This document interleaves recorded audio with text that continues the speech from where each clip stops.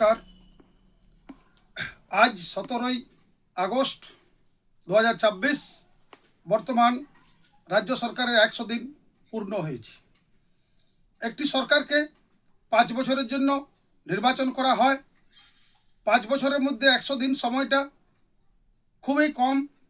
তাও এই 100 দিনের সরকারের মূল্যায়ন করতে গিয়ে আমরা যদি নম্বরের ভিত্তিতে এই সরকারকে নম্বর দিই 100 দিতে আমরা থাকবো যদি নিরপেক্ষভাবে মূল্যায়ন করি। কেন? প্রথমে এই সরকার যেটা করতে পেরেছে, যে পূর্বের সরকার ছিল, পূর্বের সরকারের সময় শাসকের আইন চলতো, আইনের শাসন চলতো না। এটা আমরা পশ্চিমবাংলা দেখেছি বিগত সরকারগুলো, সে তৃণমূল কংগ্রেস বা পূর্বে বামফ্রন্ট সরকার যে হোক না কেন।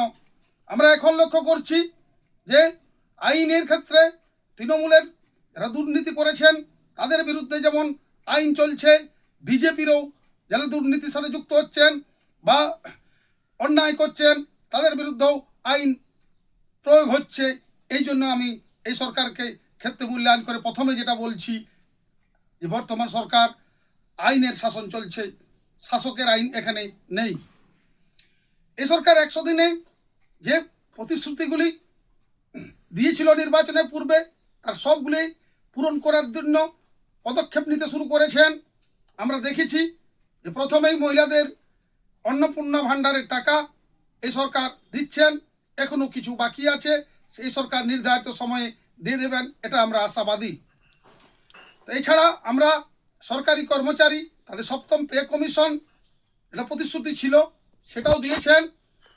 ছাড়া যে চাকরিজীবী তাদের ডিএ যথেষ্ট বাড়িয়েছেন এবং সাধারণ যেসব চাকরিজীবী ছিলেন স্বল্প বেতনের, বিশেষত আশা, আইসিডিএস এবং প্যারা টিচার, তাদের ক্ষেত্রে 5,000 টাকা সাম্মানিক বৃদ্ধি করেছেন, যেটা যথেষ্ট প্রশংসার যোগ্য। আমরা আরও যে কয়েকটা বিষয় লক্ষ্য করেছিলাম, মহিলাদের সরকারি বাসে ভাড়া ফ্রি করা হয়েছে। এছাড়া সরকারি হাসপাতালে যেখানে চিকিৎসা উন্নয়নের পাশাপাশি যে সরকারি হাসপাতালে রুগীদের খাবারের যে মিল পূর্বতন সরকারের ক্ষেত্রে 56 টাকা ছিল, বর্তমান সরকার এসে 114 টাকা করেছেন।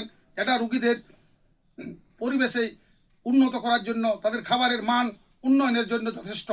এছাড়া বাচ্চাদের মিড ডে মিলের যে বেতন ছিল তাদের বৃদ্ধি হয়েছে, তার সাথে মিড ডে মিলের যে প্রতি টাকা সেটাও বৃদ্ধি করা হয়েছে। এই জন্য আমরা বর্তমান সরকার আরও যে কয়েকটি বিষয় নিয়েছেন, যেটা আমরা যথেষ্ট প্রশংসার দাবি রাখি। যে স্বাস্থ্যক্ষেত্রে আয়ুষ্মান ভারত এ রাজ্যে চালু হয়েছে। 100 দিনের কাজ যেটা ছিল সেটা বর্তমানে ভিবি রামজি 125 দিনের কাজ ইতিমধ্যে পঞ্চায়েতগুলোতে শুরু হয়েছে। সাধারণ প্রান্তিক মানুষ, গরিব মানুষ এইসব কাজে যুক্ত হচ্ছেন।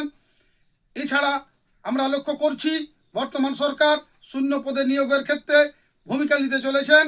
মেধার ভিত্তিতে যে নিয়োগ হবে তার জন্য দপ্তরে দপ্তরে শূন্য পদের তালিকা চেয়ে পাঠিয়েছেন এবং ইতিমধ্যে বিজ্ঞপ্তিও বেরোতে শুরু করেছে।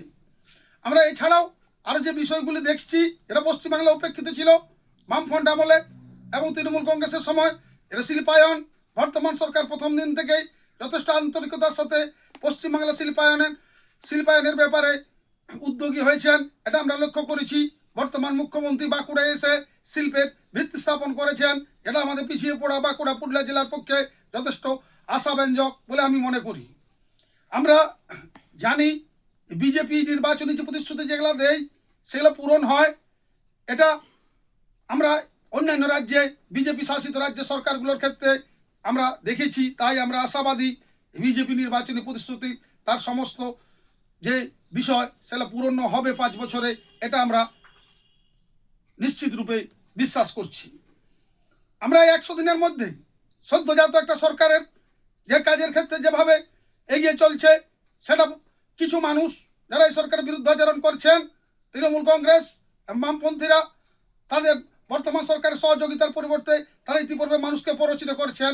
আমি সেই সব দলের কাছে আবেদন জানাচ্ছি, আসুন নতুন সরকারের পাশে থাকুন, নতুন সরকারকে সহযোগিতা করুন। আপনারা সমালোচনা করবেন, নিঃসন্দেহে সেটা ইতিবাচক সমালোচনা, গণতন্ত্রের পক্ষে ভালো, সেটা করুন। কিন্তু আপনারা প্রথম থেকেই যেভাবে মানুষকে বিভ্রান্ত করছেন, যেভাবে প্ররোচিত করছেন সরকারের বিরুদ্ধে, এটা কোনো সুস্থ গণতন্ত্রের লক্ষণ নয়। এখনো পর্যন্ত পঞ্চায়েত পুরসভাগুলো যদিও আপনাদের দখলে আছে, আপনারা বর্তমান রাজ্য সরকারকে সে অর্থে সহযোগিতা করছেন না, এটাও জনগণ লক্ষ্য করছে। তাই আমি 100 দিনের কাজে 100 দিনের যে সরকার, এই সরকার যেভাবে সাফল্যের সাথে এগিয়ে চলছে, আমি সর্বসাধারণ মানুষের কাছে আবেদন জানাচ্ছি, আসুন এই সরকার তার পূর্ণ 5 বছর মেয়াদ পূর্ণ করলে সমস্ত প্রতিশ্রুত পালন করবে এবং এই বাংলাকে এগিয়ে নিয়ে যাওয়ার পথে শিল্পায়ন, কর্মসংস্থান এর প্রশ্নে, আইন শৃঙ্খলার প্রশ্নে এই রাজ্য যে ভারত সেরা হতে যাবে এ ব্যাপারে নিঃসন্দেহ।